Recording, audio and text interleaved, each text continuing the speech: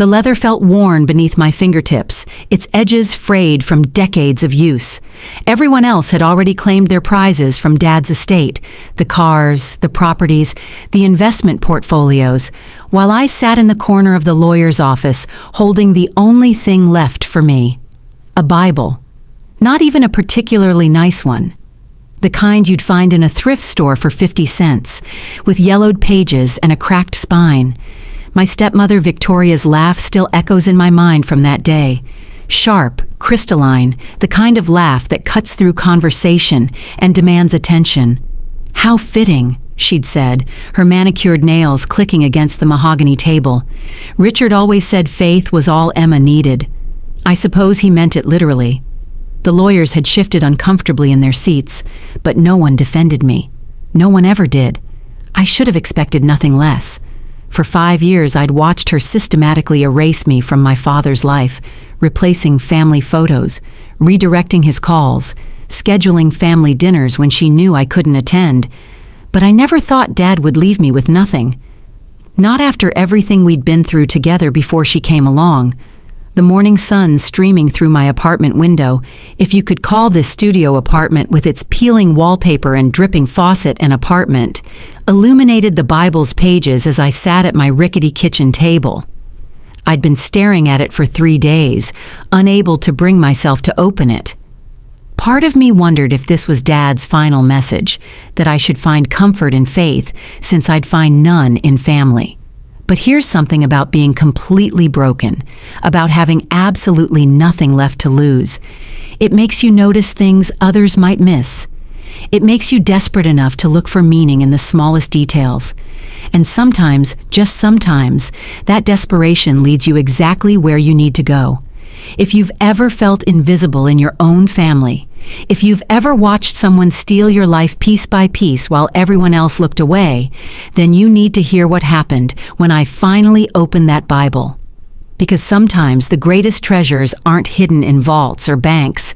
They're hidden in plain sight, waiting for the one person humble enough, desperate enough, or perhaps just overlooked enough to find them.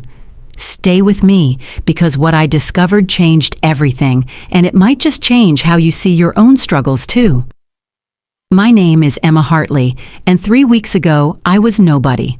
The forgotten daughter, the inconvenient reminder of my father's first marriage, the girl who got a used Bible while her step-family divided millions.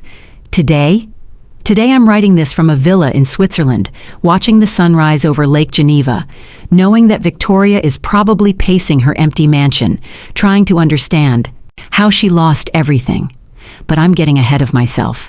To understand the sweet justice of where I am now, you need to know the bitter reality of where I started.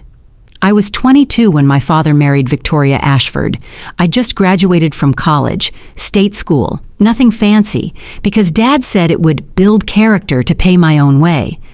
I'd worked 3 jobs to make it happen, graduating with honors despite the exhaustion that seemed to live in my bones. Dad had promised he'd be at my graduation. He wasn't. Victoria had surprised him with a couple's retreat in Aspen that weekend. "You understand, don't you, sweetheart?" he'd said over the phone, the connection crackling. "Victoria needs this. She's been so stressed with the wedding planning." The wedding. Their wedding. Which happened 2 months later at a vineyard in Napa that cost more than my entire college education. I was invited, of course. Victoria had made sure of that. She'd even picked out my bridesmaid dress, a hideously unflattering shade of mustard yellow that she insisted complemented my skin tone beautifully. In every photo from that day, I look like a wilted sunflower standing next to her garden of elegant roses. Her daughters, Cassandra and Sophia, were the other bridesmaids. Both older than me, both blessed with their mother's sharp cheekbones and sharper tongues. They'd arrived at the wedding in a Bentley, draped in designer dresses that probably cost more than my car was worth. "Emma!" Cassandra had exclaimed when she saw me, her voice dripping with false sweetness. "That dress is so brave of you. Not everyone could pull off that color." Sophia had simply looked me up and down, smiled, and turned away to greet someone more important. That set the tone for the next 5 years. Every family gathering became an exercise in humiliation. Christmas at the estate? Victoria would seat me at the far end of the table, with the children and plus ones nobody really knew. My birthday, forgotten or worse, acknowledged with a generic card signed by Victoria's assistant. "Your father's been so busy," Victoria would explain, patting my hand with her cold fingers. "You know how he gets with his work." But I did know how he got with his work, because before Victoria, I was the one who knew him best. After Mom died when I was 15, it had been just Dad and me for 7 years. We'd had Sunday morning pancakes and terrible movie marathons. He'd taught me to play chess in the library, telling me that strategy in chess was like strategy in life. You had to think 5 moves ahead. He'd been at every school play, every science fair, every soccer game, even when it meant leaving board meetings early. "You're my whole world, Em," he used to say, ruffling my hair in that way that annoyed me as a teenager, but that I'd give anything to feel again. "Everything I'm building, it's all for you." Then Victoria appeared at a charity gala, recently divorced from her third husband, with her 2 daughters and a reputation for getting what she wanted. Within 6 months, she'd moved into our family home. Within a year, she'd redecorated every room, erasing all traces of my mother, relegating family photos to boxes in the attic. "We need to move forward, not live in the past," she'd said when I protested. Dad had just nodded, already under her spell. The changes were gradual at first, so subtle I almost didn't notice. My old room became a guest suite for when Cassandra and Sophia visited. "You're hardly ever here anyway," Victoria had reasoned, "and the girls need a proper space when they come home." Never mind that they had their own apartments in the city, furnished by their mother's credit cards. Then came the financial shifts. My trust fund, set up by my mother's parents, suddenly had administrative delays whenever I needed to access it for school expenses. The car Dad had promised me for graduation became Sophia's birthday present instead. "She needs it more," Victoria had explained. "She has that internship at the fashion house. You understand, don't you, Emma? You're so practical, so down to earth. That's what I love about you." What she loved about me was that I didn't fight back. I was too afraid of losing my father completely, so I swallowed every insult, every slight, every deliberate exclusion. I smiled when Victoria forgot to invite me to the family vacation in Santorini. I nodded when she explained that the family business gala only had room for immediate family, meaning her and her daughters. I even stayed quiet when I overheard Cassandra telling her friends that I was the help's daughter from Richard's first marriage and that they kept me around out of pity. The loneliest moment came 2 Christmases ago. I'd saved for months to buy Dad a first edition of his favorite book, The Count of Monte Cristo. He'd been searching for one for years. When I arrived at the house on Christmas morning, Victoria met me at the door. "Oh, Emma," she said, her voice syrupy with false concern. "Didn't you get my message? We decided to do Christmas in Vail this year, just a small family thing. You know how your father needs to relax." I stood there on the doorstep of my childhood home, holding that wrapped book, snow beginning to fall, while through the window I could see the empty house. They'd left the day before. The housekeeper, Maria, took pity on me and invited me to spend Christmas with her family. I accepted, too numb to feel embarrassed. That was the day I truly understood that I'd lost my father completely, but the cruelest cut came 6 months later when Dad got sick. Pancreatic cancer, stage 3. The doctors gave him a year, if he was lucky. Victoria controlled all information, all visits. "He needs his rest," she'd say when I called. The doctors said limited visitors. But somehow Cassandra and Sophia were there every day, posting Instagram photos of themselves by his bedside, playing the devoted daughters. I managed to see him only 3 times in those final months. Each time he seemed more confused, more distant. Victoria was always there, hovering, interrupting whenever Dad tried to speak to me privately. "Don't tire him out, Emma," she'd warn. "You know how emotional you get." The last time I saw him, 2 weeks before he died, he grabbed my hand with surprising strength.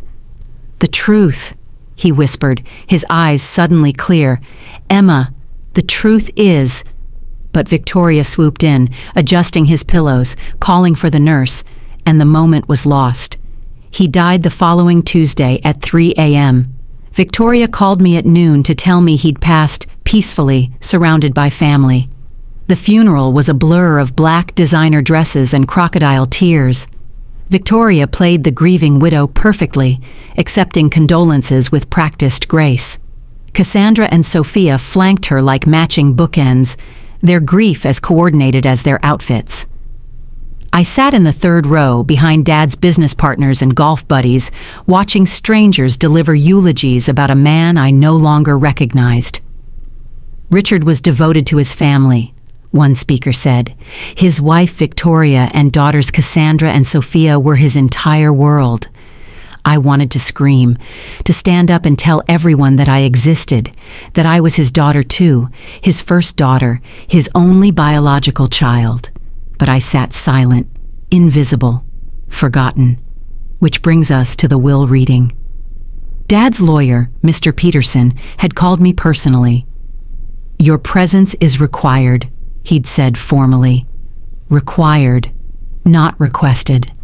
That should have been my first clue that something was different. The law office smelled of leather and old money. Victoria arrived 15 minutes late, making an entrance in a black Chanel suit that probably cost more than most people's cars. Cassandra and Sophia followed, texting on their phones, already bored. They took the chairs directly in front of Mr. Peterson's desk. I sat in the corner by the window, trying to make myself smaller. "Before we begin," Mr. Peterson said, adjusting his glasses, "I should note that Mr. Hartley made several amendments to his will in the months before his passing." Victoria's perfectly painted lips curved into a smile. Of course, Richard wanted to ensure his family was well taken care of. The reading proceeded exactly as expected. The house in Westchester went to Victoria, the beach house in the Hamptons to Cassandra, the apartment in Manhattan to Sophia, the investment portfolio, the cars, the art collection, the yacht, everything divided between Victoria and her daughters. With each bequest, their smiles grew wider, their posture more relaxed. "To my daughter, Emma Rose Hartley," Mr. Peterson read, and I straightened in my chair, my heart pounding. Maybe Dad had remembered me after all. Maybe there was something, anything, to show that I had mattered to him. I leave my personal Bible with the hope that she finds what she needs within its pages. The silence that followed was deafening. Then Victoria laughed, that sharp, crystalline laugh that I'd heard so many times before. "How touching," she said. "Richard always said Emma was the spiritual one in the family. Weren't you always reading in that dusty library, Emma? Now you have something appropriate to read." Cassandra didn't even try to hide her smirk. "At least it's something," she said, examining her manicure. "More than I expected, honestly." Sophia just shook her head, already calculating the value of her Manhattan apartment on her phone. Mr. Peterson cleared his throat. "There is one more matter, a letter to be given to Emma along with the Bible." He handed me a sealed envelope with my name written in Dad's shaky handwriting. "A letter?" Victoria's voice sharpened. "What letter? Richard never mentioned a letter." "Mr. Hartley was quite specific in his instructions," Mr. Peterson replied firmly. "The letter is for Emma alone." I took both the Bible and the letter with trembling hands. The Bible was even more worn than I'd first thought, its leather cover soft with age, the gilt edges of the pages nearly worn away. It felt warm in my hands, as if it had been waiting for me. "Well," Victoria said, standing abruptly, "I suppose that concludes things. Emma, dear, if you need any help, finding a new apartment or anything, do let us know. I'm sure we can recommend some affordable places." The threat was clear. The studio apartment I'd been renting was owned by one of Dad's companies, now Victoria's companies. I had maybe a month before she'd find a way to evict me. They swept out of the office in a cloud of expensive perfume and barely concealed glee. I sat there, holding the Bible and the letter, feeling the weight of my father's abandonment. Mr. Peterson watched me with something that might have been sympathy. "Your father," he said quietly, was a complicated man. Sometimes what appears to be nothing is everything, and what appears to be everything is nothing. He paused at the door. I knew your mother, you know. She was a remarkable woman. You have her eyes, and I suspect her spirit. Don't let them break it. I walked home because I couldn't afford a taxi, and the subway felt too crowded, too full of normal people living normal lives. The Bible grew heavier with each block, or maybe it was the weight of being completely alone in the world. By the time I reached my apartment, my arms ached and my eyes burned with unshed tears. The letter sat on my kitchen table for 3 days, unopened, next to the Bible.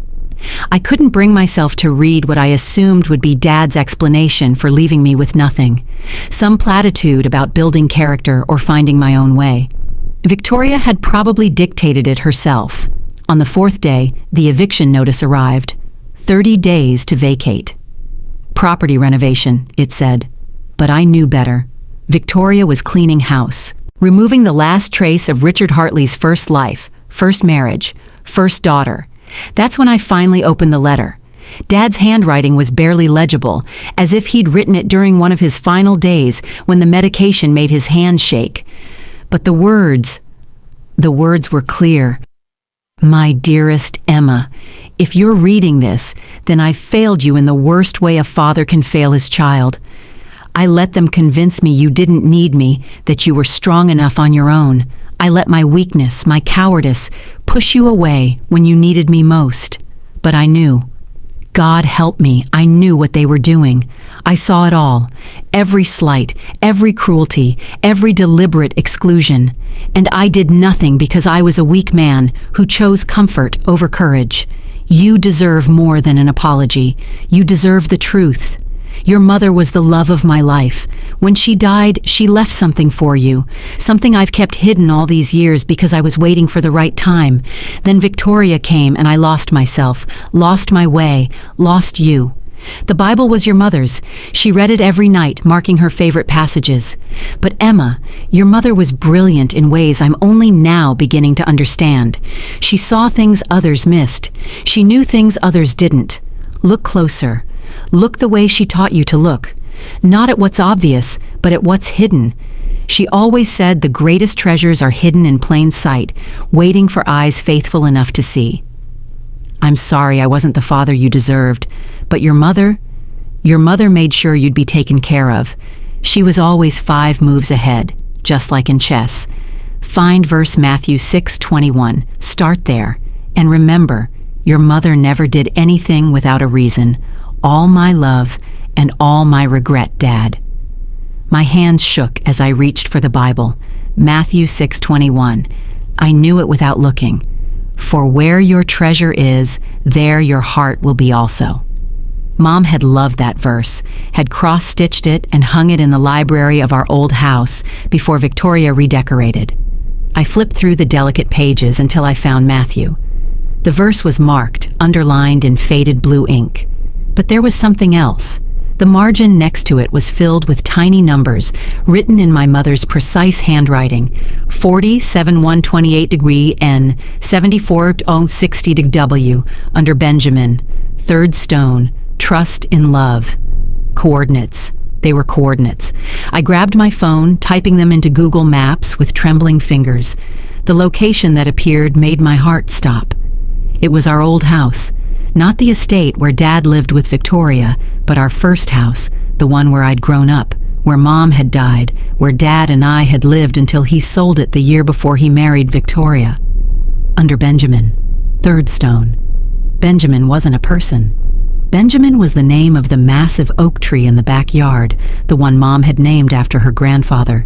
She used to read under that tree, said it was her thinking spot. There was a small stone garden at its base, decorative rocks she'd arranged in patterns that Dad and I never quite understood. But the house had been sold. New people lived there now. How could I possibly? Then I remembered. The new owners traveled constantly. The neighborhood Facebook group was always complaining about their overgrown lawn and accumulating mail. And I still knew the gate code. Dad had used the same one for 20 years. My birthday. It was insane. Probably illegal. Definitely desperate. But what did I have to lose? In 30 days, I'd be homeless. My credit cards were maxed from trying to survive on the salary from my bookstore job. I had exactly $247 in my checking account.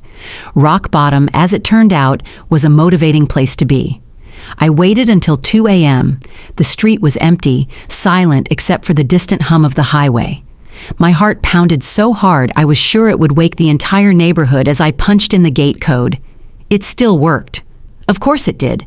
Some things, unlike Father's, remained constant. The backyard looked different in the darkness, smaller somehow, but Benjamin was still there, massive and unchanged. The stone garden had been maintained, probably by the landscaping service. I counted the stones from the left. 1, 2, 3. The third stone was larger than I remembered, partially buried after years of settling earth. I'd brought a small garden trowel, and I began to dig carefully around it. The stone lifted easier than expected, as if it had been moved before, regularly. Underneath was a metal box, the kind used for important documents, wrapped in heavy plastic. My mother's initials were engraved on the top, ERH, Elizabeth Rose Hartley. My hands shook as I unwrapped it. Inside the box were 3 things: a key, a business card for a bank in Switzerland, and a letter in my mother's handwriting. I sat there under Benjamin, using my phone's flashlight to read, "My darling Emma, if you're reading this, then I'm gone, and your father has made choices I always feared he would. He's a good man, but a weak one, susceptible to those who speak louder than their conscience. I knew I was sick long before I told anyone. The doctors gave me 2 years. I lasted 3. During that time, I made arrangements. Your grandfather left me more than anyone knew. Old family money that I kept separate, kept secret. I watched your father's business partners, saw how they operated, and I knew that someday someone would try to take what was yours. The key opens a safety deposit box at the bank listed on the card. Inside, you'll find documentation for accounts I've established in your name, properties purchased through trusts, and investment portfolios that have been growing for the past 20 years. Conservative estimate? $30 million, maybe more, depending on how the markets have performed. But Emma, money isn't the real treasure. The real treasure is knowing who you are without it. You've had to be strong, independent, resourceful. You've had to find your worth in something other than wealth. That's why I did this, not to punish you, but to protect you from becoming like them. The Bible has 17 other verses marked. Each one leads to something else. Another account, another property, another piece of your inheritance. I made it a puzzle because I knew that only you would have the patience, the intelligence, and the faith to solve it. Anyone else would have tossed the Bible aside as worthless. Don't reveal everything at once. Be smart. Be strategic. Think 5 moves ahead, like I taught you. And Emma, when the time comes, and you'll know when, make them understand that money isn't power. Knowledge is power. Love is power. The ability to walk away is power. I love you beyond words, beyond time, beyond death itself. Mom. I sat in that garden until dawn, reading and rereading the letter, crying tears I'd held back for years. When the sun began to rise, I carefully replaced everything, covering the box and stone exactly as I'd found them. Then I went home and began to plan. The first thing I did was call the bank in Switzerland. The woman who answered spoke perfect English with a slight accent. When I gave her my name and the account number from the documentation, her tone changed immediately. "Miss Hartley," she said warmly, "we've been expecting your call for quite some time. Your mother's instructions were very specific. When would you like to arrange your visit?" I booked a flight for the following week using the emergency credit card I'd been saving for emergencies. If this didn't qualify, nothing would. In the meantime, I studied the Bible like my life depended on it, which in a way, it did. Each marked verse was a clue, a breadcrumb in a trail my mother had laid out years ago. Proverbs 31:10 led me to a vintage jewelry collection in a safety deposit box in Manhattan. Psalm 23:1 revealed a cabin in Vermont, fully paid, under a trust in my name. Ecclesiastes 3:1 uncovered documentation for a technology startup investment that had grown from $50,000 to over $2 million. My mother had been brilliant. While Dad built his empire in plain sight, she had built hers in shadow, using maiden names, trusts, offshore accounts, all completely legal, all completely hidden. She'd spent her final years not just preparing for her death, but preparing for my life after Victoria. The trip to Switzerland was surreal. The bank looked like something out of a movie, all marble and discretion. The banker, Mr. Hoffman, was an elderly man who actually remembered my mother. "She came here personally 15 years ago," he said, leading me to a private room. Very specific in her instructions, very thorough. She said her daughter would come eventually when the time was right. The safety deposit box was larger than I'd expected. Inside were stacks of documents, each one meticulously organized. Deeds to properties in 5 countries, stock portfolios, bonds, art pieces in storage, and at the bottom, another letter. This one was shorter. "Emma, by now you understand. This isn't about revenge. It's about justice.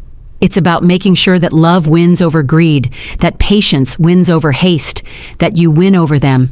Your father will leave you the Bible because I asked him to years ago when he still listened to me.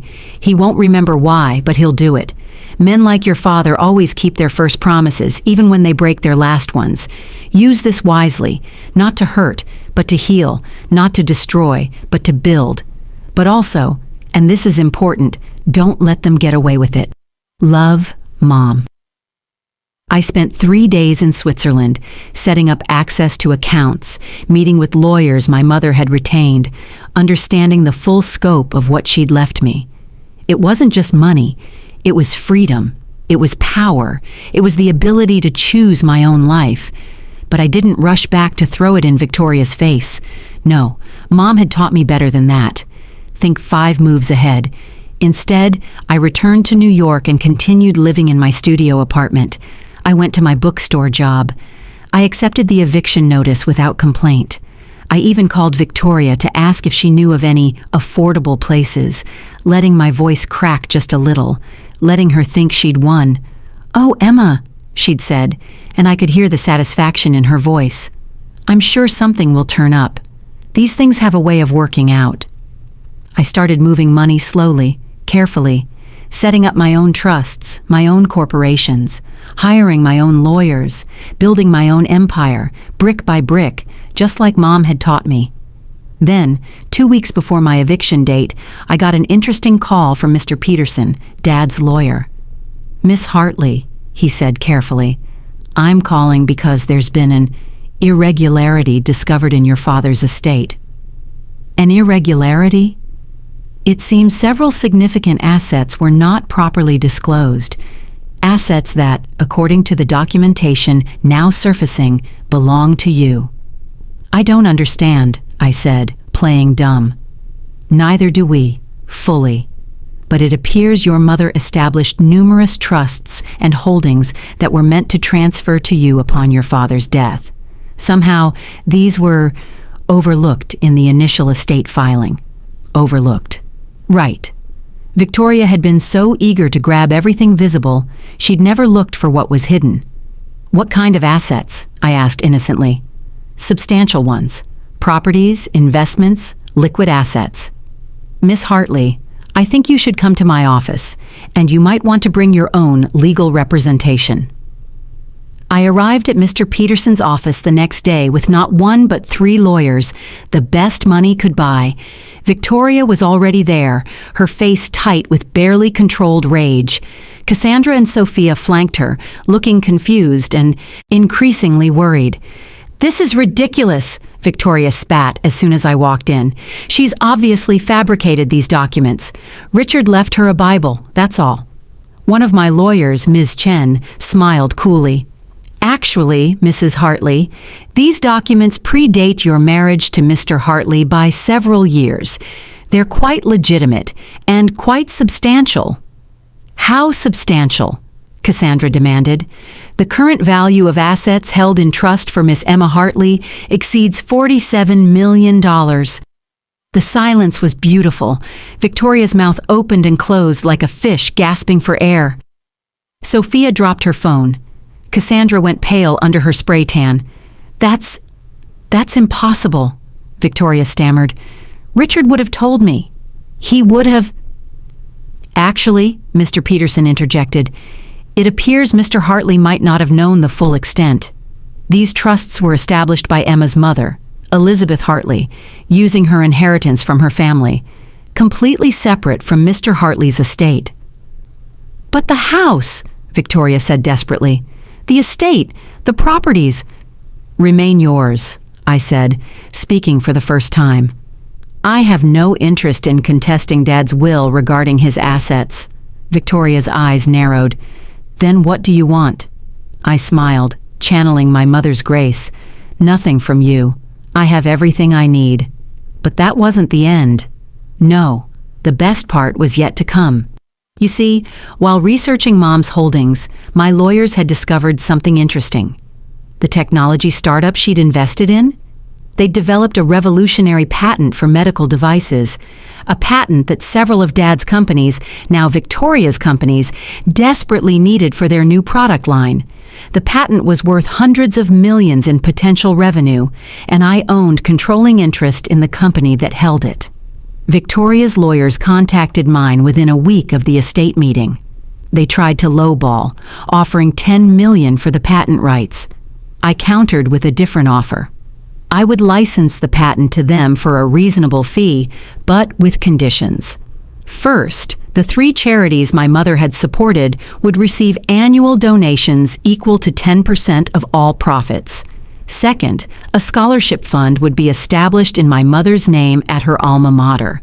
And third, Victoria and her daughters would need to publicly acknowledge in a press release that the patent came from Elizabeth Hartley's forward-thinking investments. The last condition was the hardest for them to swallow. Victoria had spent years erasing my mother's memory, and now she'd have to resurrect it, celebrate it, link it to her own success. She fought it for weeks. Her lawyers called mine daily with new offers, new negotiations, but I held firm. Mom had taught me patience. Finally, with her board breathing down her neck about the delayed product launch, Victoria caved. The press release went out on a Tuesday. Hartley Industries proud to partner with the Elizabeth Rose Hartley Foundation in bringing revolutionary medical technology to market. Every business publication picked it up. Every article mentioned that Elizabeth Rose Hartley was Richard Hartley's first wife and that the foundation was run by their daughter, Emma. Suddenly, I existed. Suddenly, I was visible. The invitations started arriving within days. Charity galas, business conferences, society events, all the places Victoria had kept me from, now requesting my presence. I declined most of them. I had no interest in their world of fake smiles and air kisses, but I did accept one invitation, the Hartley Industries annual shareholders gala, the same event I'd been excluded from for 5 years. I arrived in a simple but elegant black dress. Nothing flashy, nothing that screamed new money. I didn't need to scream. I had nothing to prove. Victoria saw me the moment I walked in. Her face went through a series of expressions: surprise, anger, resignation, before settling on her public smile. She had no choice but to acknowledge me. Too many important people were watching. "Emma," she said, approaching with Cassandra and Sophia trailing behind. "How lovely that you could make it." "Victoria," I replied pleasantly, "thank you for the invitation." We both knew she hadn't sent one. We both knew I didn't need one. The evening was filled with subtle power plays. Business associates who had ignored me for years suddenly wanted to hear about the foundation. Investors who had dismissed me as nobody suddenly saw me as somebody. But the most satisfying moment came during the speeches. Victoria was midway through her prepared remarks about the company's bright future when a board member interrupted. "Mrs. Hartley, perhaps you could speak about the new patent partnership? It's quite exciting." She had no choice. In front of 500 people, Victoria had to talk about my mother's brilliance, about the foundation's vision, about the partnership with Elizabeth Hartley's daughter. Every word looked like it physically pained her. After the gala, I found myself in the parking lot at the same time as Victoria and her daughters. For a moment, we just stood there, the four of us, everything unsaid hanging in the air. "You planned this," Victoria said finally. "All of it." "No," I replied honestly. "My mother planned it. She knew exactly who you were the moment you met my father. She prepared for you before you even existed in our lives." "The Bible," Sophia said suddenly. "It was never about the Bible, was it?" "It was always about the Bible," I corrected. "You just didn't understand what that meant. You saw an old book worth nothing. My mother saw a treasure map. The difference is, she knew I would understand its value, and she knew you never would." Cassandra, who had been silent, finally spoke. "We could have been sisters, real sisters." I looked at her, really looked at her for the first time. Behind the designer clothes and perfect makeup, I saw something I'd never noticed before. Loneliness. The same loneliness I'd felt for years. "We could have been," I agreed. "But your mother made sure that never happened. She needed me to be nothing so you could be everything, except it doesn't work that way. Making someone else small doesn't make you big, it just makes you cruel." Victoria's mask finally cracked. "I gave Richard the best years of my life. And you took the last years of his," I countered. "You took his money, his houses, his reputation, but you couldn't take what my mother left me because you never even knew to look for it. You were so busy grabbing what was visible, you never saw what was hidden." I turned to leave, then stopped. "Oh, and Victoria, the eviction notice for my apartment? I bought the building last week. I'll be renovating, actually, starting with your management company. I think it's time for new leadership." The last time I saw Victoria was 6 months later at a charity auction. She was bidding on a piece of art, a small watercolor of a garden. I recognized it immediately. It was one of my mother's paintings, one from the collection I'd inherited. I donated it to the charity specifically for this event. Victoria wanted it desperately. I watched her bid higher and higher, far beyond what the piece was worth. When she finally won, paying $50,000 for a painting worth maybe $5,000, she looked triumphant. Later, I had the charity director deliver a note with the painting. It said simply, "This garden is from the backyard where Benjamin grows. My mother painted it the year before she died. She always said the best treasures were hidden in plain sight. Enjoy your purchase, Emma." I heard later that Victoria had the painting X-rayed, had experts examine it, convinced there was something hidden in it. There wasn't, of course. The treasure had never been in the painting. It had been in the garden itself, under the third stone, waiting patiently for someone who knew how to look. That was 3 years ago. Today, the Elizabeth Rose Hartley Foundation has helped over 1,000 young women pay for college. We specifically look for the overlooked ones, the ones caring for sick parents, the ones working 3 jobs, the ones who are invisible in their own families. We give them more than money. We give them visibility, support, and the knowledge that someone sees their worth. Victoria's empire has slowly crumbled. Bad investments, poor management, and the loss of key patents have taken their toll. Last I heard, she was selling the Hamptons house. Cassandra moved to Los Angeles, trying to reinvent herself as an influencer. Sophia married a hedge fund manager and moved to Connecticut, playing the role of suburban wife. And me? I live simply but well. I travel when I want, work because I choose to, and sleep peacefully knowing that my mother's love protected me even from beyond the grave.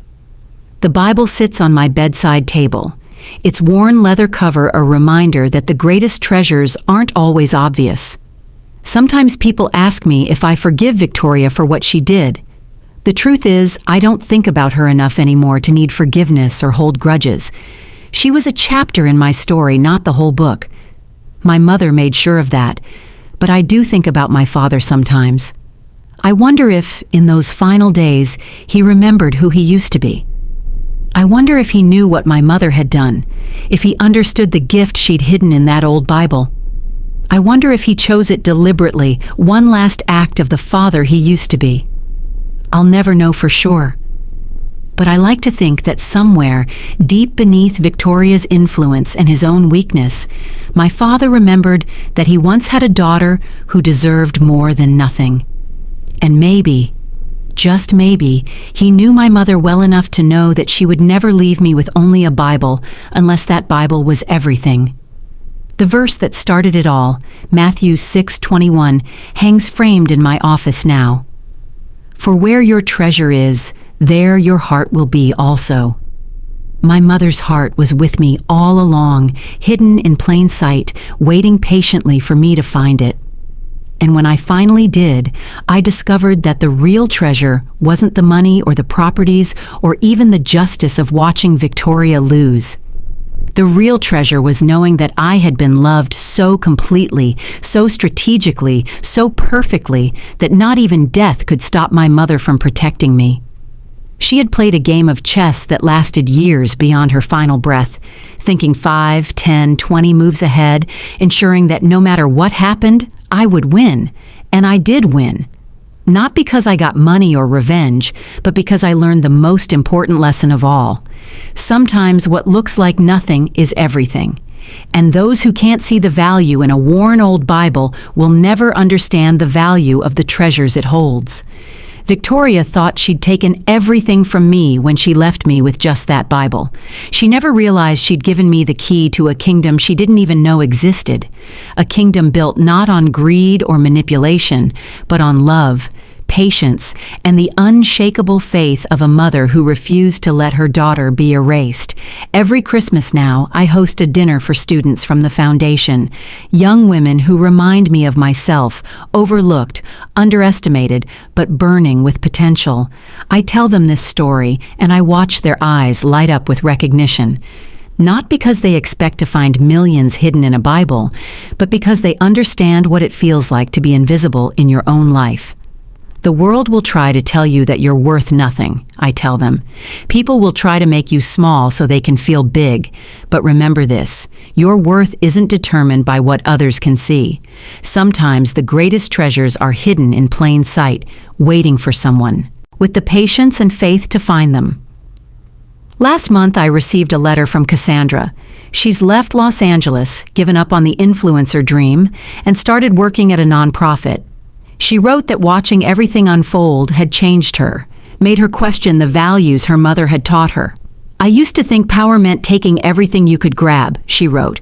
Now I understand that real power is knowing what's worth holding on to and what's worth letting go. Your mother understood that. I wish I'd known her. I wrote back, telling her about the woman who painted watercolors in the garden, who played chess like a grandmaster, who read her Bible every night and marked verses not out of faith alone, but out of love that transcended death itself. Maybe Cassandra and I will never be sisters, but we can be something else. Two women who learned that family isn't about blood or marriage certificates or inheritance. It's about who shows up, who stays, who remembers you when the world forgets. The Bible still sits on my nightstand, and sometimes I flip through it, finding verses my mother marked that I haven't decoded yet. Not because I need more money. I have more than enough, but because each marked verse is like a little conversation with her, a reminder that she thought of me, planned for me, loved me enough to create an elaborate treasure hunt that would take years to fully unravel. There's one verse she marked that I've never understood, Revelation 3:18. The margin note just says, when you're ready. I'm not sure what it means or where it leads, but I'm not in a hurry to find out. Some treasures are worth waiting for. Victoria was wrong about so many things, but she was most wrong about this. My father didn't leave me just a Bible. He left me my mother's Bible. And my mother? She left me everything that mattered anyway. The fortune was nice. The justice was satisfying. But the knowledge that I was loved, protected, and valued by someone who saw my worth when no one else did, that's the real inheritance. That's the treasure that can't be taxed, stolen, or divided. And that's why I'm telling you this story. Not to brag about money or revenge, but to remind you that sometimes, when it feels like you've been left with nothing, you might actually be holding everything. You just have to know how to look. You have to have faith that someone, somewhere, loved you enough to hide treasures in plain sight. You have to believe that what looks worthless to others might be priceless to you. You have to understand that the greatest inheritance isn't always money or property or things. Sometimes it's knowing that you were worth planning for, worth protecting, worth playing a decades-long game of chess to ensure your victory. My stepmother took everything visible. I got an old Bible that looked like nothing, but hidden in that, nothing was everything that mattered. And in the end, that made all the difference. End. Thank you for listening to my story. If this story moved you, and if you believe that everyone deserves to have their true worth seen, please like this video and share it with someone who needs to hear this message. Comment below and tell me, what was the moment in the story that resonated with you the most? And if you want more powerful stories about finding your strength and overcoming the odds, make sure to subscribe to the channel and turn on notifications. You won't want to miss what's next.